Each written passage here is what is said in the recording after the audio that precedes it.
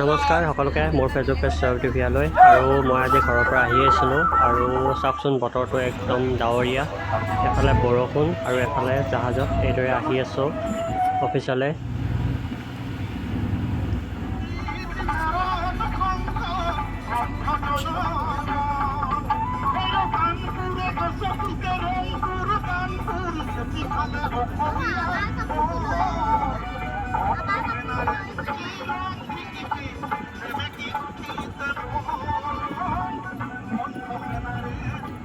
আৰু জাহাজত খুব ধুনীয়াকৈ গান লগাই থৈছে, মৃদু মৃদু চাউণ্ড ধুনীয়াকৈ পানীৰ মাজত ভাহি আছে।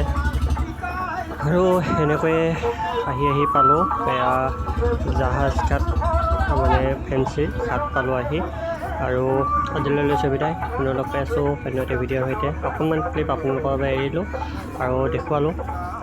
এয়া হৈছে ব্ৰহ্মপুত্ৰৰ আজিৰ দৃশ্য, একদম বতৰটো গোমা গোমা,